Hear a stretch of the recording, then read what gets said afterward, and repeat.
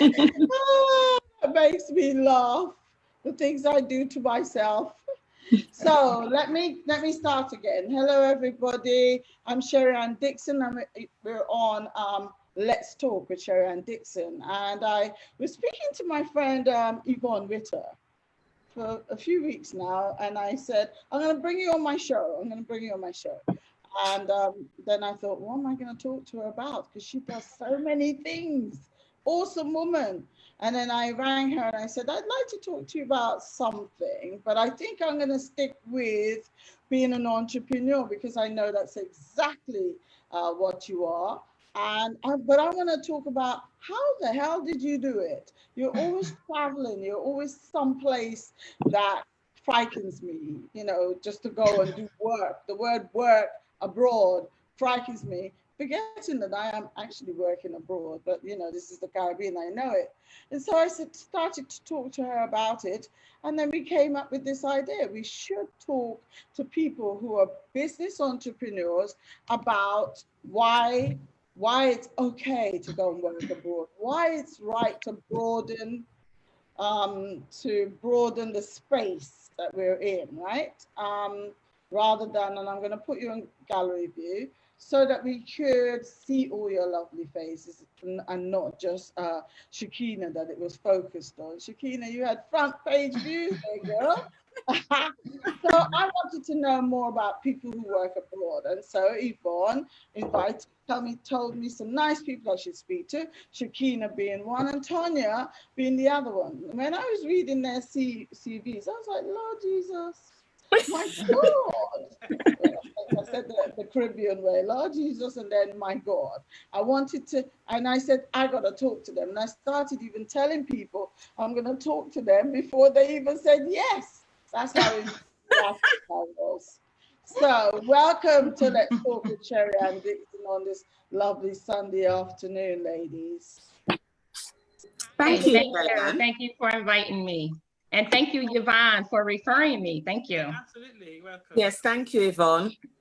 Okay, so I'm going to start with Yvonne Witter first. Normally what I do is get you guys to tell people about yourselves. Who are you? Who are you, Yvonne Witter? Oh, where do I start?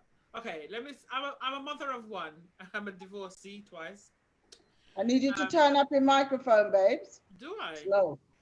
Slow. There you go. Or just speak up. Yeah, maybe. Any better? Just speak up, honey. Okay. Yeah, so I was saying I'm a mother of one and I'm a divorcee twice. I have an adult male child, and I've been working in enterprise development for about 20 odd years. And in around 2009, 10, I decided I wanted to do more international work. So prior to that, I had been working in the UK solely looking at developing startups and business growth, seminars, consultancy, coaching, working with experts in the field, expert accountants, experts in various disciplines to deliver on these programs. All governments, I'm doing competitive tendering with government for contracts to deliver on regeneration programs. And in 2010 around, I thought I wanted to do more international work. And I went off, I think, to Ghana, Cameroon, and I really liked it, actually.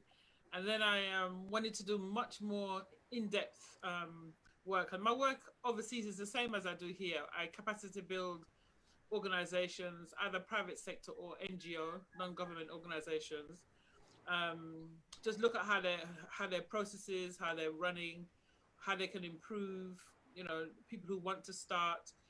One of my talents is somebody coming to me with an idea and me fleshing it out into a credible business or social enterprise proposition. So essentially that's the work that I've been doing, and I've done that in the Far East, various African countries, the Caribbean.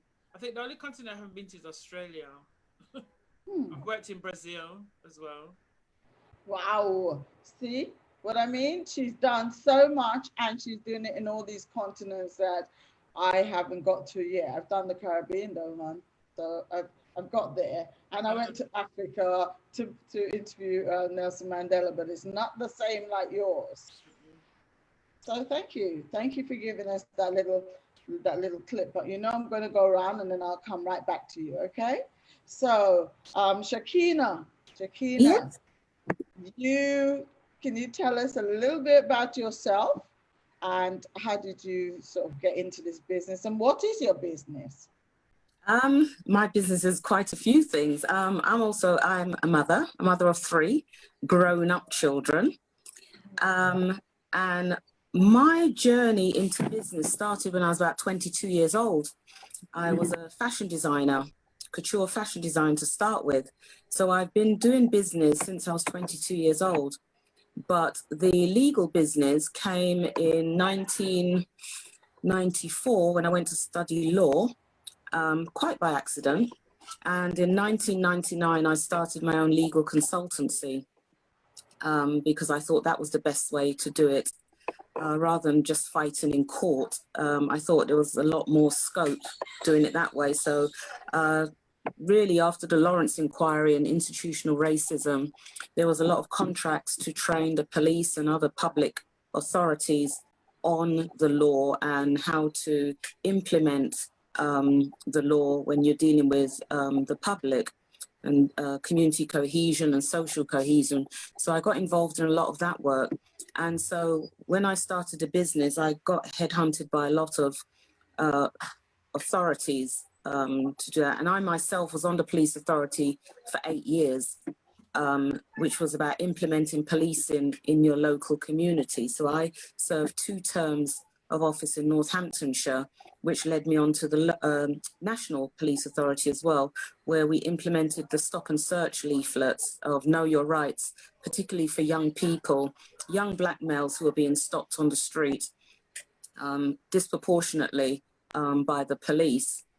Then, of course, during that time, I was also visiting Gambia and knew that this was going to be my retirement home, which it is now. And just a few years before I left the UK, I left the UK in 2016.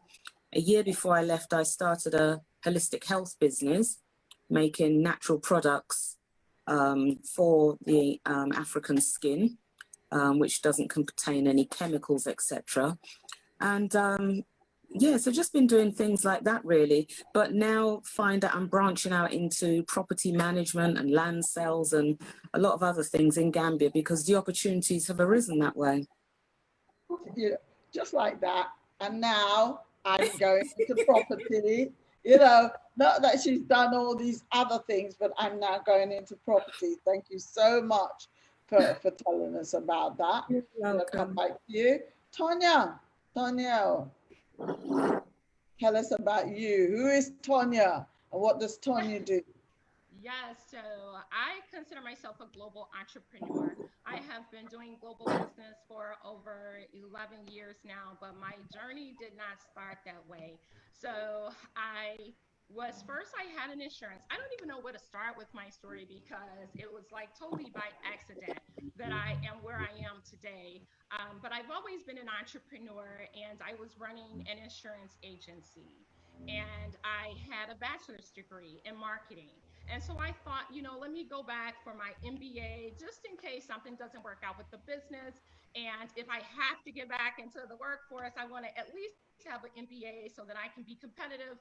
And so I went and I studied my MBA and I majored in finance of all things because I'm not a numbers type of girl. So it was just really strange that I would major in finance, but I just thought that it went with what I was doing at the time, being in insurance. And so an opportunity came up at the school where they had a study abroad to China. And so for some reason, it just really interested me and I wanted to go on this trip. And so I went and I spoke with an advisor and I said, well, I'm not an international business major because the trip was for the international business students. And she said, well, that's okay. You can just go and take the course as an elective. I went to China and it totally changed my life. The minute I got back and went back to school, I went to the office again and I said, I want to change my major to international business. And so shortly after finishing my MBA, I started an international business consultancy. So my company, IBS Global Consulting, specializes in helping primarily small and medium-sized companies expand internationally, because as my journey continued and I traveled to all these different countries, I saw so many opportunities, but I wasn't seeing a lot of small businesses. And I think it was because a lot of times small businesses think, oh, I'm too small, I can't go global. And so you see all these large companies that were expanding internationally. So I really wanted to focus on helping small businesses and identifying business opportunities and growing their business on an international scale. But even prior to that, I have founded a nonprofit organization, and that's Michigan Association for Female Entrepreneurs. And so in that work, I'm working with thousands of women entrepreneurs, but not many of them were doing business internationally. I was pretty much the only woman, or maybe there were maybe a couple other women, maybe at best, who were doing business internationally. And even as I traveled and I would go to trade events and I would travel for business, I would see that there was not a lot of women in that space. So I saw that there was a huge gap. And so I said, maybe I can do something about this. And so 3 years ago, I started leading delegations of women entrepreneurs to countries around the world to help expose women to entrepreneurship, doing business globally. Because for me, I know that's what it took for me. It was not for that exposure that I had when I went on that trip to China. I would not have known the massive opportunities. And so I felt the same. I said, well, maybe if these women were exposed. And so I started leading delegations, and I started with a group of 14 women, because I said, well, let me first see how I can manage 14 women in a foreign country by myself. The program filled up in like 2 weeks, and then I had a wait list of another 30 women who wanted to go. And so what I realized is that there are women who want to explore and want to do business globally if only they had access and had the information. And so that's what I do today, working with not only just small businesses, but also my passion is helping women entrepreneurs to go global as well. Wow. Just like that. I don't want to do it. I don't want to do it on my own. So now I'll do it with other people. Tanya, I don't know if it's the internet playing up today, because all of us seem to be having trouble with our sound. But everybody's saying that you're very low. So if you could just play around, turn up your volume. Let me make sure my volume is up as high as it can go. I don't know. You might have to shout a bit. Okay, is this better? Yeah, that's much better. Okay, great. It wasn't like that when we started, but the internet plays up. First it was Shakina, then it was you, and I know. Do I sound okay, everybody? You can tell us. You sound absolutely fine. Great. Good. Well, I just want to say hello to some of the people that are on there that watch every week. Jeanette Stewart, Lillian Larty, thank you very much. Dawn Martin, June Gilbert, Lillian Larty, Nadine White, Pauline Gale, who comes in every week. Everybody's saying hello, awesome ladies. Sherry Ann. As Yvonne and Tanya's volumes come up low, it would also be best for other guests to mute themselves when they are not speaking. Okay? I'm learning. It's only my 21st one. But when others are speaking, then maybe mute your mics. Yeah? Okay. Great. I don't know what's going on. Coming back to you, Yvonne. What is an entrepreneur? I think that there's a lot of people in this forum that I know that basically started off doing a thing, and then they decided this is working and they're going to do a business. But really, is that what an entrepreneur is, or is that just a business? It's like a piece of string. I kind of saw someone advertising some kind of learning material for small business. And I purchased it because I wanted to see what was in it. And as it happens, it was like 90% of it was blank pages for a journal and not much business advice. I mean, it's quite an incredible piece of thing that people are paying. I think it's £15 for. But I wanted to see what was out there. And in this thing, the reason why I mentioned this book is because it talks about hustle. and I was like, hustle, side hustle. I mean, what is? Do you know what I mean? So I think it's everything's gone all convoluted, in my opinion, because if you and it depends on where you are in the world as well, in terms of regulation and what you want to do and who your market is. Because I know that I know that if I didn't have a limited company, and all sorts of procedures in place, I could not negotiate government contracts. I couldn't compete with others to secure contracts from central government or local government. Okay, so when people talk about this side hustle thing, so maybe it's like doing things from home, making up portions, or but even that needs to be tested. Again, it depends where you are in the world, how regulated the business environment is, what criteria, because I know I've been involved in business since I was about 9 years old, when I was taken to Jamaica as a kid, and my parents were running restaurant and bar, or the whole family, everybody returned to Jamaica in the 70s. So I'm one of the few people whose family never stayed in England. So I've been in a business environment from a teeny weeny person. And in those days in Jamaica, they weren't even paying tax. Do you know what I mean? So I think there are credible businesses. There are businesses that have legs, and in the Black community in London, businesses come up and they fail. The failure rate is very, very, very, very high, and the failure rate is high because people don't have the tools, they don't have the skills, they don't understand the processes, and also there are issues, of course, with bank lending and other things. But more importantly, they just don't have the tools, because people come from often different cultures and come into this environment, this UK environment, and believe that they can just do a thing. Just there's a shop, so they just start sell food in it. They're not licensed to sell food in it. The shop was there for something. I mean, I've come across them in my work. The shop was there for something else. A man gave him a thing, gave him a money, and we're good to go. And then it shut down in a few months' time, Because they didn't do the right processes to open a business. And that's the thing that I particularly wanted to talk about. Everybody can have an idea. Everybody can open a cook shop. Everybody can maybe do dress designing, but there are certain strategic steps that you're supposed to make. Go on, Yvonne. If you want to grow, if you intend to grow the business and sustain the business, yes, But okay. I've met so many clients who think that, even recently on one of these groups, Facebook groups, somebody was saying how they're really vexed because their friends are not buying from them. I mean, how do you know your friends even want what you're selling? And if your friends and your family are the market you're looking at, then you haven't even got a business, because your market needs to be so much wider. So there's a lot of work to be done, I feel. First. Yeah. And I think that's the thing that people don't realize. Even the name of your business is really important. For example, I was looking through Facebook the other day, and there's this photographer who's like, Buxom. Hello, what does that mean?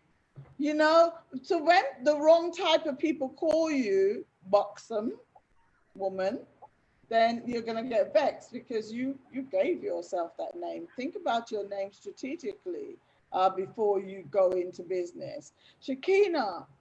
Yes. So when you started all these businesses, obviously you're great to speak to from the legal side. What is it that you think that people do wrong when they start their businesses? I'm going to pick up on a few things Yvonne said. I'm going to speak from an African concept. And I don't disagree with what Yvonne said, because I used to give the similar sort of advice in the UK. However, she's right. It depends what part of the world you're in. Now here, where people have to depend on hand to mouth and feeding their family a different way, they haven't got time for regulations. Regulations stifle their business.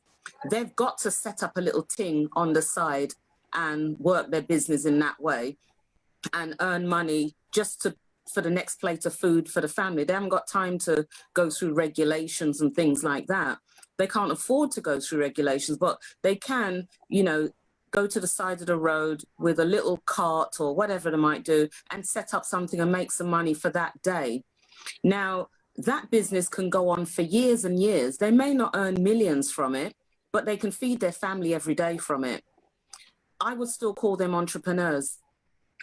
They may not be the Richard Bransons or the Alan Sugars, but when I speak to many people here in Gambia, they say, oh, my father had this business before me and I've taken it over. Now, would we regard a little shack selling, I don't know, some tea or something as a successful business? Well, for that family it is, because it's gone from one generation to the other. So it really does depend, and I agree with Yvonne, that it depends what part of the world you're in and how regulations affect you or not affect you. So I would say that definitely here in Africa, what I've seen, there are successful businesses, if you want to call it that, and there are businesses to feed their family. Two different concepts. I would say they're both successful. That's the only difference. Yes. Because I think any business which is sustainable is successful. However it operates. Yeah. That's okay, food for thought there. I like that. Tanya, we're talking about women entrepreneurs, or we were talking about women entrepreneurs the other day, and I even talked about this with Yvonne. There are not many statistics. The only statistics that I could find was that 40% of the US businesses are women-owned. I can't find it for worldwide. And somebody said to me, that's because they don't register themselves effectively. They never, and I'm hoping that hopefully in Guyana, the Women's Chamber of Commerce can do that so that we've got a good register of women business owners. Because if you are a women business owner, why are you not saying that you are? Yeah. Tanya? I think it's a lot of informal businesses. I think that some women, due to certain circumstances, maybe they start this little thing on the side to, whether it's to supplement their income, or, you know, maybe they have kids at home and so they want to do something at home to be with their kids, but it hasn't really formalized into a business and they're not counted, unfortunately. And then we have the new, you know, the side hustle, the gig economies and things like that. And I think for a lot of those types of entrepreneurs, because I do still see them as entrepreneurs, they're just not formally counted in the system because they are, in a sense, informal. They're operating informally. Maybe they haven't registered the business, but this is something that they're doing on the side to supplement income or to make a means with whatever the current situation that they may be in. So that could be why you don't see those numbers when you do your research. Yeah, okay, because it says here 40% of US businesses are women owned. Women started 1,821 net new businesses every year last year. Last year actually went up. 64% of new women-owned businesses were started by women of color last year. Latina women owned businesses grew more than 87%, not Black women businesses, all right? So the question was being asked at that time in this seminar that I was in, can a woman be a successful entrepreneur? And I was like, what do you mean? What do you mean? Of course, there are loads of them. But of course, they don't know that because we're not registering as women business owners, Tanya. Yeah, and you're not really seeing a lot of those success stories. And that's one of my passions. And that's one of the things that I try to do is really share the stories of women, share those stories, because you're not hearing those success stories. You hear about men who are starting successful businesses or running successful companies, but you don't hear a lot of these stories about the women, especially minority women. So that's one of the things that I'm looking to do with my Women Going Global movement, is really showcasing and sharing the stories of these women who are successful entrepreneurs, but they're just, the stories are just not being heard.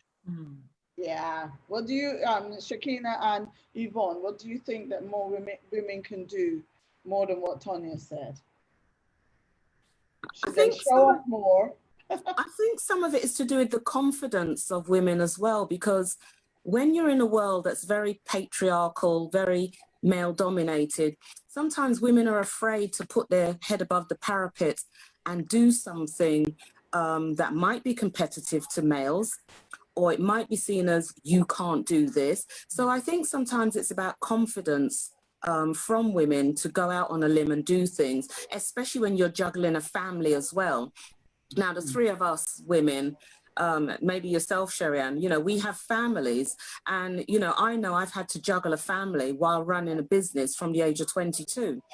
So sometimes you don't want to put your head above the parapet too much because you don't want to be shot down. You don't want people to say, well, why are you doing this and why are you doing that? You should be concentrating on A, B, C, and D. And some women do get that.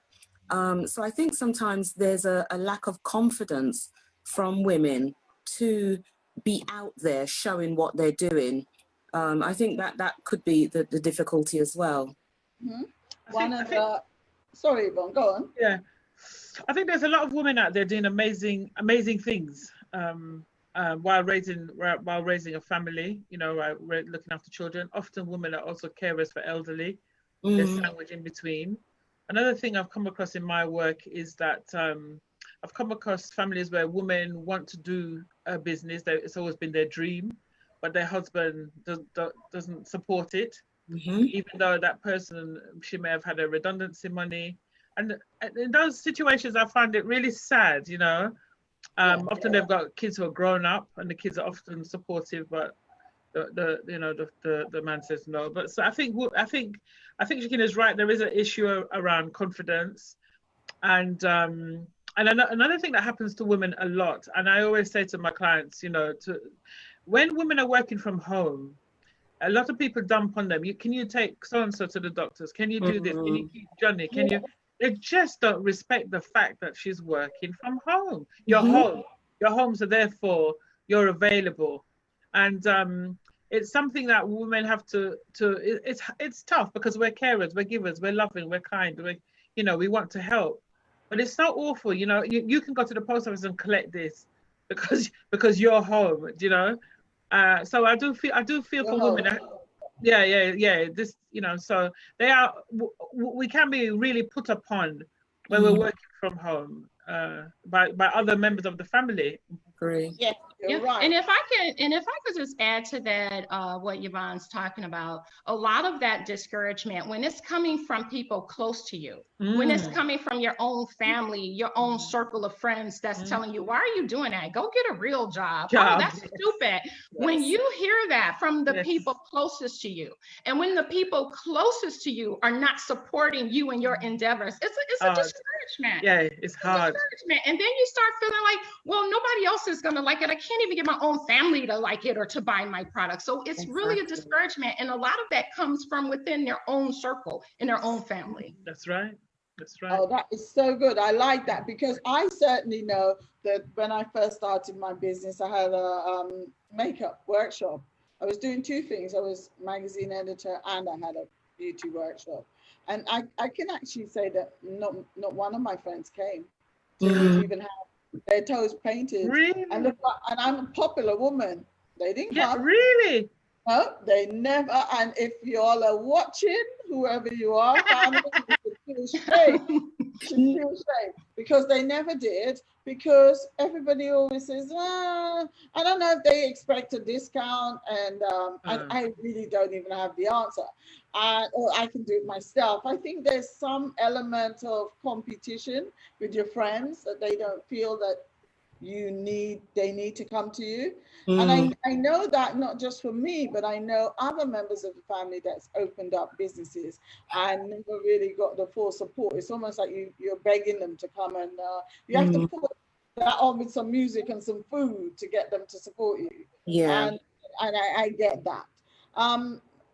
Sharon says she's a business entrepreneur as well that works around the world. She says, in order to become a successful female business owner or entrepreneur, you certainly will need a solid set of core skills that will allow you to actually do the work. However, many women have similar skills, but not all of them by any means are cut out to be entrepreneur. This is in answer to my questions before, because being an entrepreneur is completely different to running your own business, I think. Yvonne might differ to that. I don't think so, really. It's about entrepreneurial people tend to be ideas people. They tend to have ideas, because there can be somebody who's quite efficient at running a McDonald's, because McDonald's is a franchise.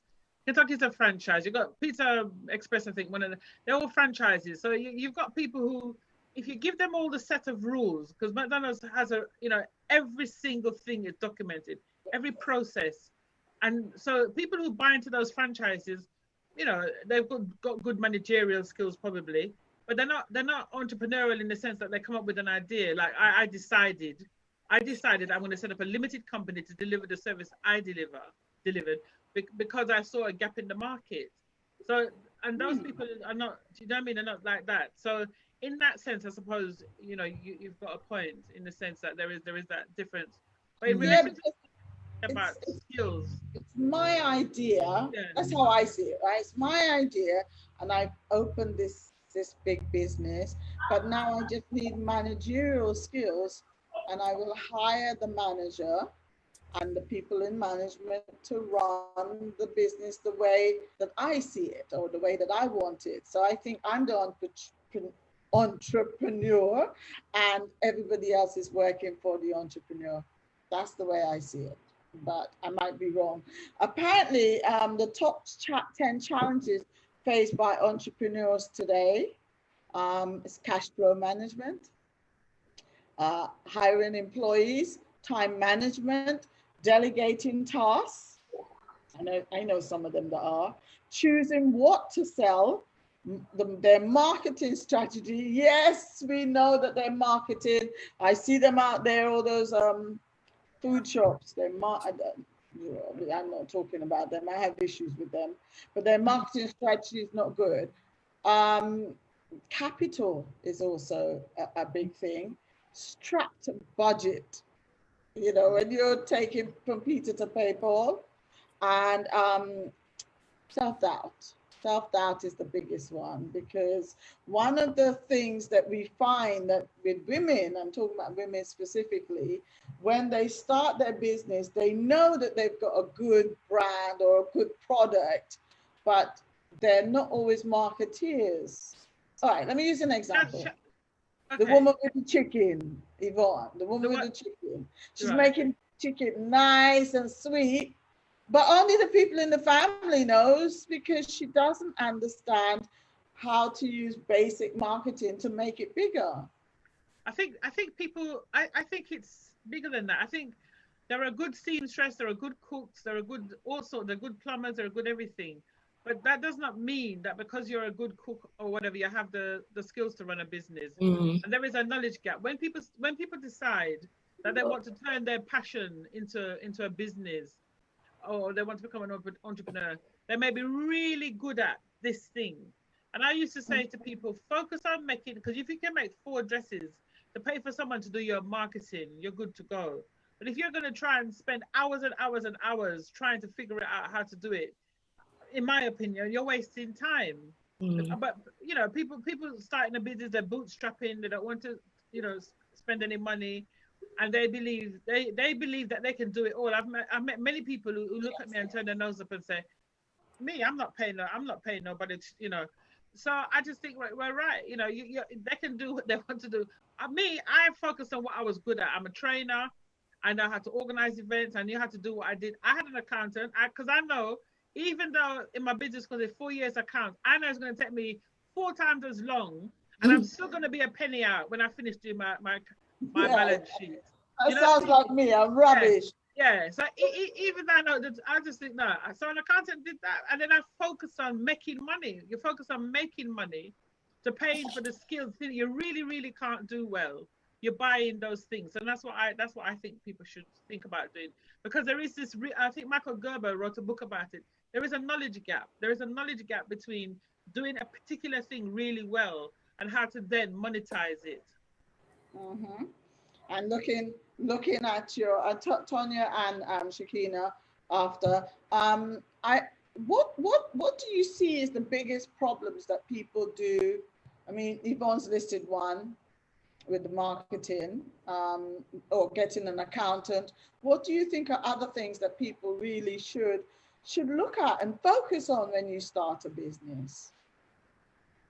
I think the difference between a business and a passion is quite important as well.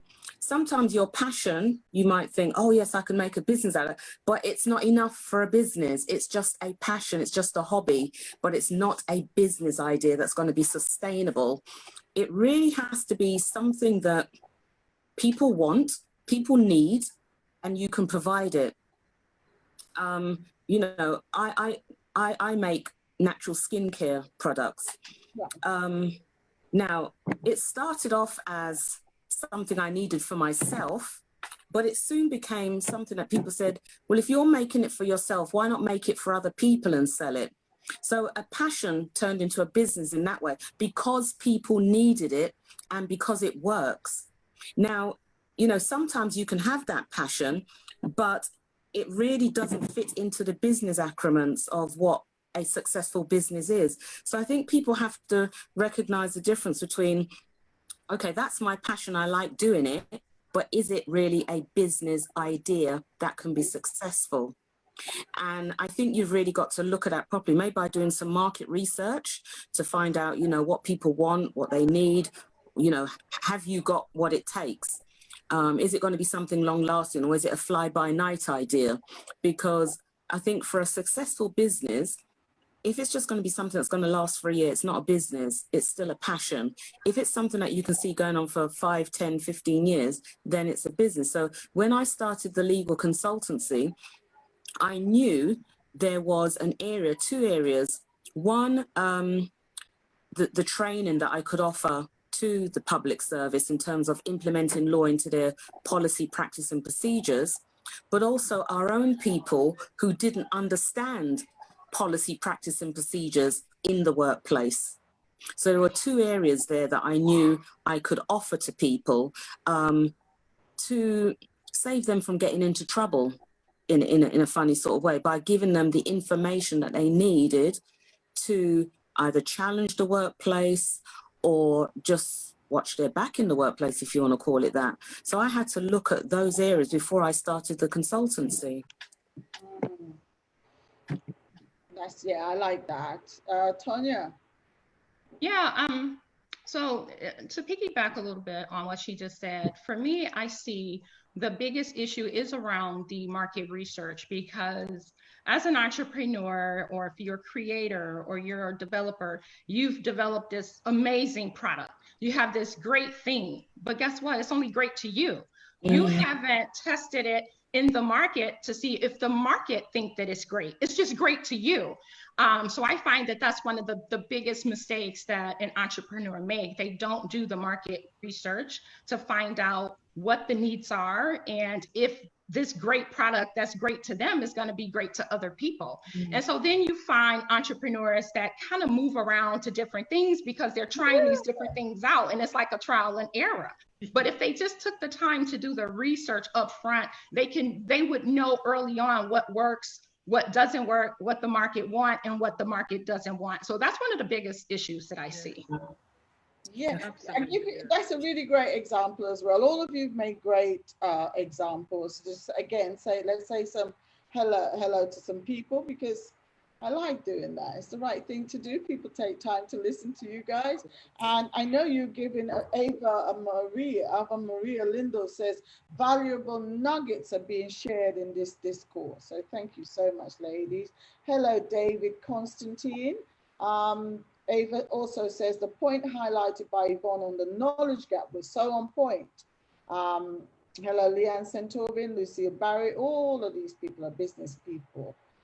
Even a business, this is Elaine Henry, even a business that is set up for short space of time can be seen as successful.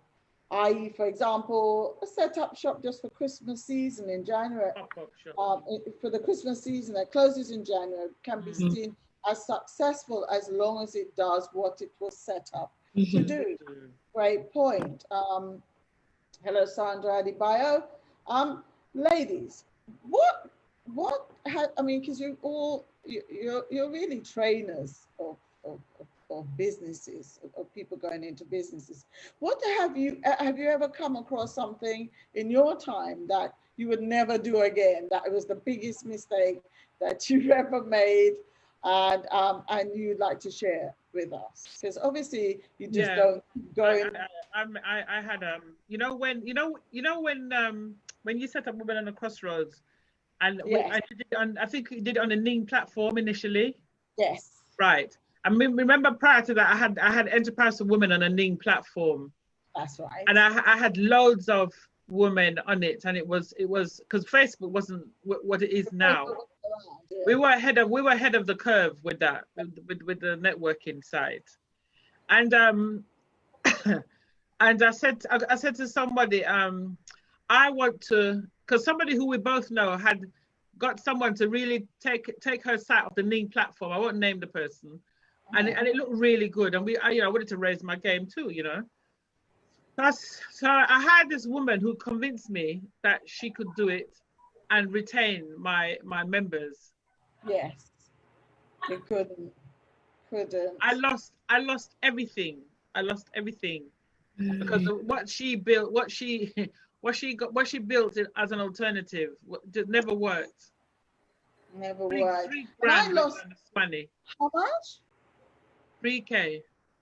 Oh, I did a whole rebranding thing as well. Well, I did that too with my Women on the Crossroads Ning. Number one, people saying you need to make money out of this. What's the point of having this platform and not even charging them £1? But you know, you don't want to charge them any money because they get, well, the one thing to learn is that people like stuff when it's free. When you start charging them £1 to be on there, they suddenly decide, I don't know if I need to be on here. And then you lose half the people coming off because they like free advice, right? Yeah. But I came off of the Ning platform and again lost 5,000 followers, but I gained it back. You built it back. Yeah, I think I let it go. I got ill. I got breast cancer in 2013, so I got ill. Probably if I didn't fall ill, I might have been able to recover. But yeah, I think that was the worst business decision that I ever made, frankly. Okay.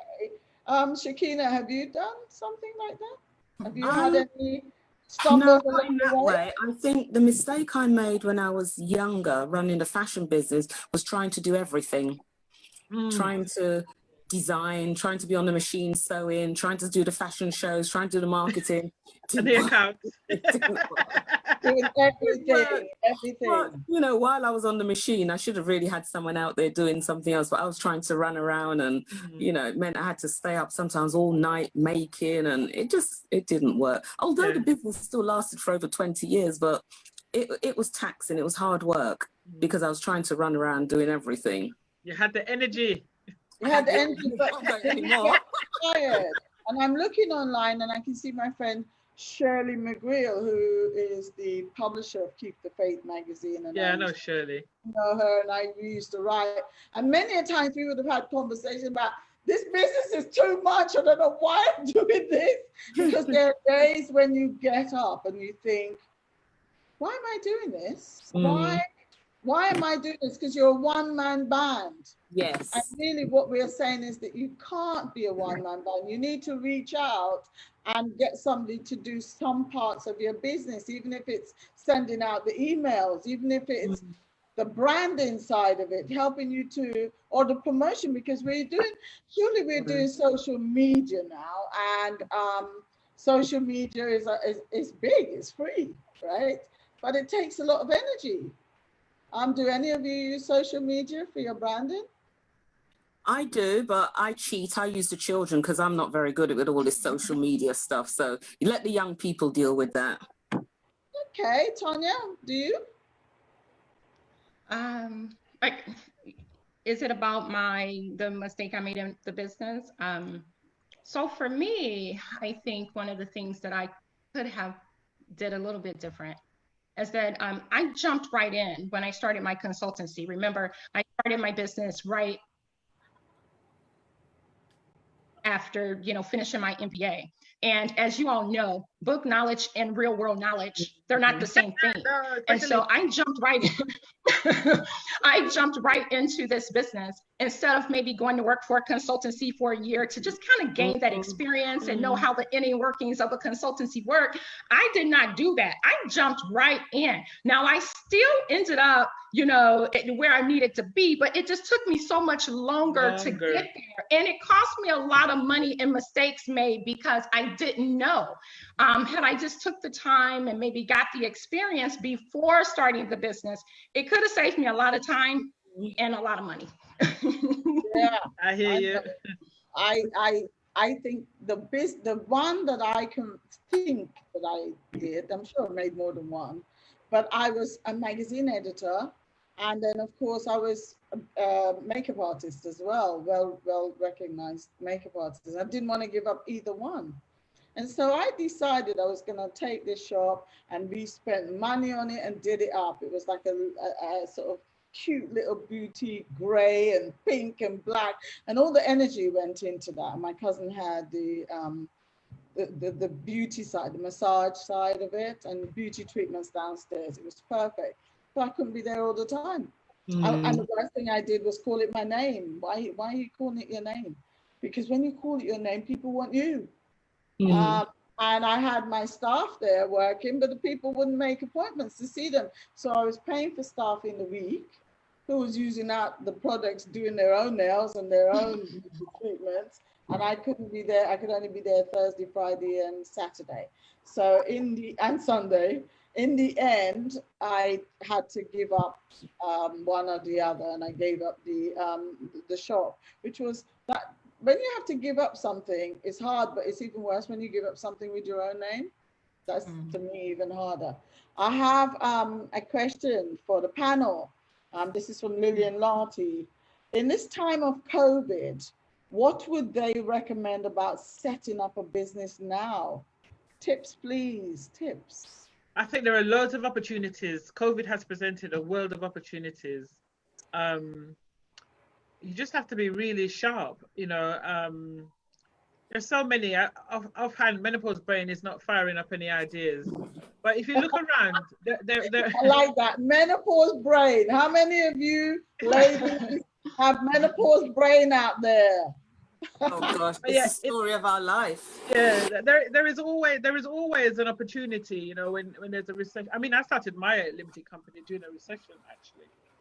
In the last recession, but so there are opportunities. You just have to look at them. You know, lots of things have gone online, lots of things are home delivered now.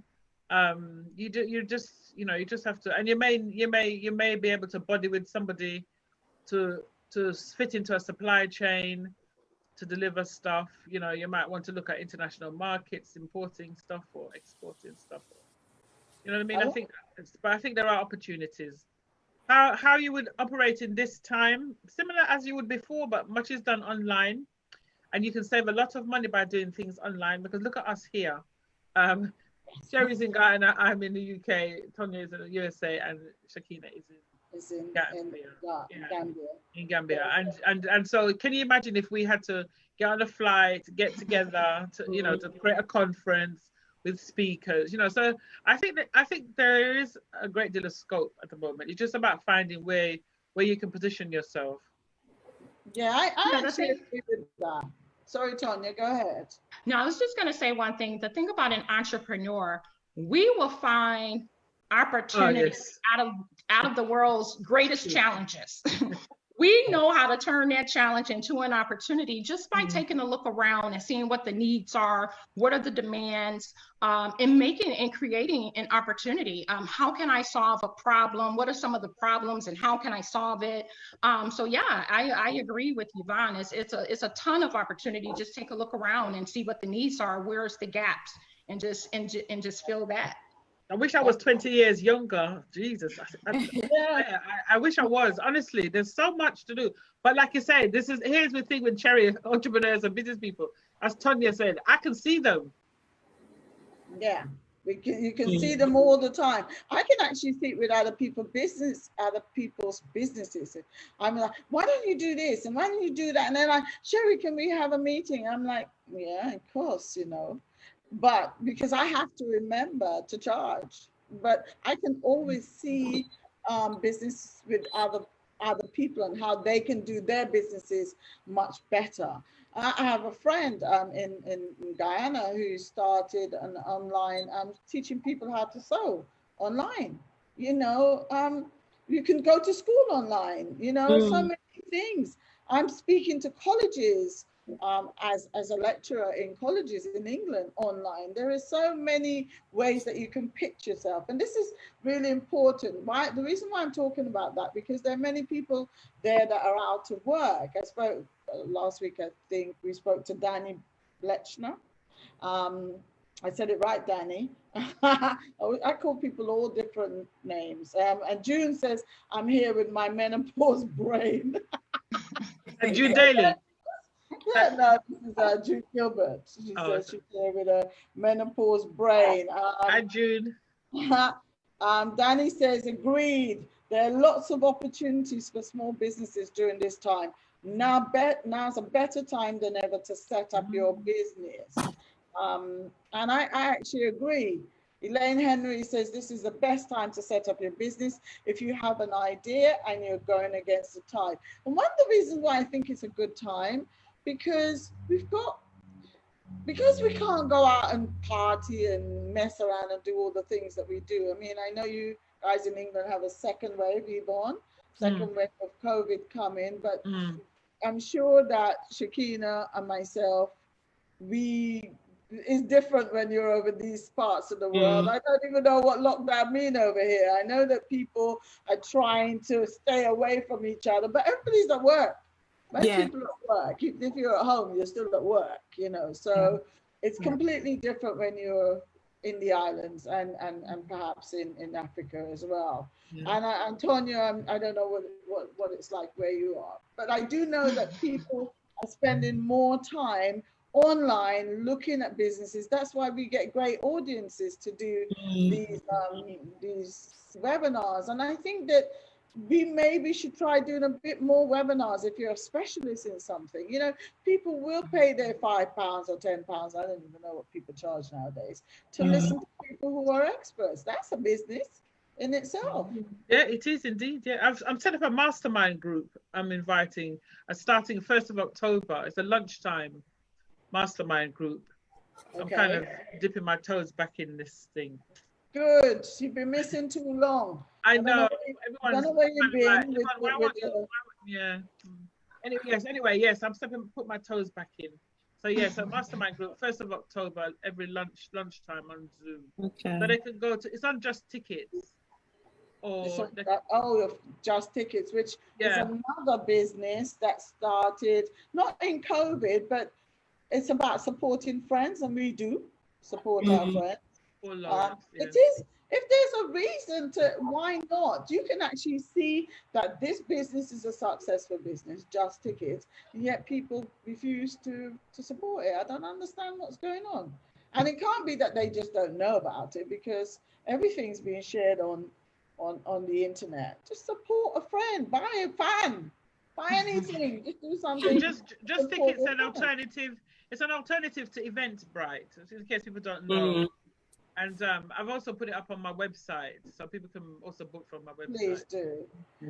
Well, ladies, we're coming to the end of the hour, but before we move on, is there any specific area or anything that you would like to talk to your audience about? We've got a nice audience of men and women, and you know that this will, every week, I always say, I don't know how many people are listening, and we're always hitting the thousands and the 2000s. So it's important that we keep on doing. I mean, I could be sitting here in the Caribbean eating my mangoes, but why? It's part of education. I love sharing, caring. So I'd ask you guys, what would you like to say before you leave? What is your tip? What is your one thing? What is your what's the word? Your mango. What is your thing that people must have? Right? I tell them. I would just say really taking advantage of technology and what that can do for your business, especially in these times.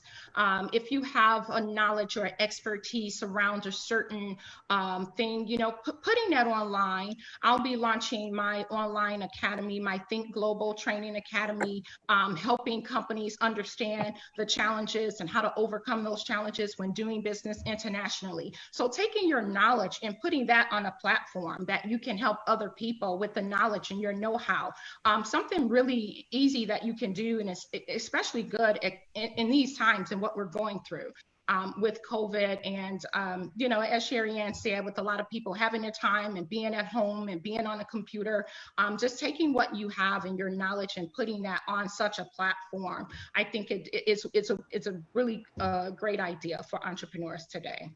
Thank you so much, Shakina. I would say take a leap of faith. And if you want to do something, think about it, plan it, and take a chance and do it. I think too many, especially from our community, you know, a lot of ideas end up in the cemetery because people shoulda, coulda, woulda. And I think, you know, we keep talking about self-sustaining, self-reliant, self-sufficient, but we're never going to get there if people don't take a leap of faith and do something for themselves. And I love it when people from our community, male or female, do a business, whether, no matter how big or small, because it tells me that they're doing something for themselves. They're not dependent on other people. And I think that's really, really important, that we, you know, we're women of a certain age. What are we doing to train the younger people coming behind us to take that leap of faith, just like we have? What example, what baton are we passing on to them? So I think for me, we've got to do it first, and then we've got to pass a good baton on before we have to stop doing what we're doing. So take a leap of faith. Take a leap of faith. Feel the fear and do it anyway, right? Yeah, I like that. Yvonne. I think interesting what Shakina said about passing it on. I think I made a commitment 2 years ago to always mentor young women, but I've had some very challenging experiences mentoring young women who think they know it anyway, and they get to a little point, you know, where the local authority offers them 14,000 or something, and then all of a sudden I don't hear from them anymore. And young women who, you know, I'm doing something in a particular area, and they say I'm trying to make a name for myself, me, who works global in some small town somewhere. Do you know what I mean? So it's I found it kind of challenging, but I'm still open. But I find it challenging, sort of mentoring some of these younger women. But having said that, I think people should take the leap. I agree with the other speakers. I totally with Tanya in terms of looking at technology. I myself have just entered the cybersecurity industry at ground level, and I'm kind of doing stuff in that industry now and looking to develop a new business in that sector. And so I think technology is absolutely important. And I think people who have ideas need. It's not hard to do research because we have the internet. You can easily find out if there is a market for your product or service. It's not too complicated. I don't know how the libraries are functioning now, if they're back up again, but there are tools and resources out there. Just have a look. You know what you want to sell. Is it selling? Where does it sell? Does it sell better in Australia than it does here? Is it something you might need to export? Is it something, you know, just have a little think first, and as Shakina said, a little bit of planning. You know, a little bit of planning helps. Thank and you. come to the mastermind group on a Thursday lunchtime. Okay, so tell us a little bit about that in case we forget to say. Just tell us. I thought I'd do something, and because I don't want to do any heavy lifting around the work I used to do before. But I thought, I've been thinking about mastermind group for about 2 years now, and I thought maybe now is the time, because people keep asking me, you know, why won't I do anything? And so basically, it's a mastermind group is a kind of intimate space. So people will need to go to my website or go to Just Tickets, email me and apply, because people talk about sensitive issues around their business. So we need to be sure that we've got the right kind of people in the room. I don't want people to come in there and, use people's ideas or not So or not or not. you know you want to say teeth. Teeth, yes. Do you know what I mean? So I want people with integrity. But the whole idea is, I mean, I'm obviously I'm there with 20 odd years experience, and there will be experts every month. There'll be an expert on a particular topic, and in the room, you know, because as Tanya said clearly, you know, you can do an MBA, but the real business, the nitty gritty of business, is from experience. So regardless, in the room, there will be people with ideas, with knowledge, with, you know, so if you've got a burning question, you know, you've got something that's niggling you, you're in business, and this thing is like beating you. In that mastermind group, there will be several people who will have ideas as to how you can, you know, get out of that situation or find a resolution. So it's that kind of thing, yeah. Like that. So it will be on your page, hopefully soon. It's on my website. They can go on my website, YvonnePwitter.com. Say that again. It's YvonnePwitter.com. Yvonne, like the normal Yvonne, YVONNE, P for Paul, Witter, WITTER.com. Right. And they scroll down and then they come just. And it'll be there. And in any case, send it to me and I'll put it out there. Yeah. You know? Because one hand can't shake, right? No. One hand can't clap. So we have to help each other by sharing those things. Shakina, how can people get hold of you? On my email, my website's being constructed at the moment for the Gambian market, so that's been but my email is nubianlc@aol.co.uk. nubianlc@aol.co.uk. You know, it's a long time since I've heard about AOL. I started out with them as a virgin on the internet. Yeah, me too. I had them and then I moved over to Gmail and now I have my own website. But Tanya, how can people get hold of you? Yes, so they can contact me through my website, which is just my name without the hyphen. So it's TanyaMcNeilWeary.com. So my entire name, no hyphen, TanyaMcNeilWeary.com. They can also connect with me on Facebook. I have a Facebook page, which is Think Global with Tanya McNeil Weary. So they can find me there. They can also find our group, which is Women Going Global. It's a group on Facebook, and they can find me there as well. And can I just say, I've been to Cairo with Tanya's group earlier this year, and it's a fantastic trip. If you ever think of wanting to join Tanya's trips when she takes women out globally, loved it. I want to come to the next one when they start letting people be free. And when Rona goes home. Yeah. Then I would like to come. To all the people on the Facebook page that is saying, hi guys, happy to help out. That's Elaine, and give advice. Thank you so much. Thank you, yeah. On the page, thank you so much. Pauline Gale, obviously Yvonne's just answered it. How can the information be found for Yvonne? Well, she just gave it, and also I'll share it to my page. If you all share it to our page, that makes, more hands clapping. Welcome author Jackie Blackett and Linda Augustine and Lindell Danzy Black, who is a global entrepreneur based in Guyana. I think she's just joined your group, Tanya. And she's in Guyana, but obviously she's from St. Lucia with a Barbadian father, something like that. Mix up. She says, this is a challenge with mentoring young women. Some want a stage in a hurry without creativity and originality. And that I think because we're all older, we have found that to be true. They will take your ideas and then they'll market it as if they've been in the business for,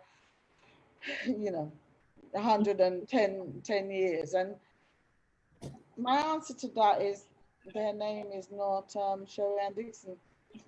I am Sherry Ann Dixon. So I cannot worry about what they're going to do. If they want to go off and be motivational speaker and fake 50 awards, what can I do? Ladies, thank you so much for coming on and joining my audience. There's a lot of people. You can maybe go back when you've got a minute onto the thread and maybe answer some of their questions or comment on some of their questions. I appreciate you. I am so happy. Number one, to see Yvonne, because somebody sent me a thing. A friend of mine sent me this link and said, oh, you need to follow this woman called Yvonne. And as I'm reading it, I'm thinking she's not going to say Witter. And she did. She said Yvonne Witter. And then I'm thinking, no, she's joking around. She must know it's my friend, but she really didn't. And when I actually sent her a picture just showing, you know, that she's on my page or she's on my WhatsApp, and she's like, oh my God, that's all she kept on saying. It's just freaky how people could just bring you together. It's divine intervention. And so I'm glad that she did that, because then it reminded me that I should have you on my show. So thank you so much. And I look forward to seeing you on the next with Tanya in 2021. Okay? Yes, absolutely. Thank you. Thank you for having ladies, me. and everybody who's on my page. Thank you for following every single week. Thank you and have a good day.